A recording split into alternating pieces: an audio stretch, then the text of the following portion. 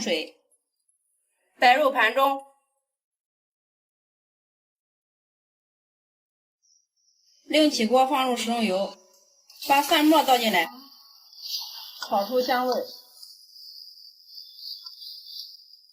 炒香以后，把调好的料汁倒进来，水烧开以后，倒入淀粉，勾个薄薄的芡，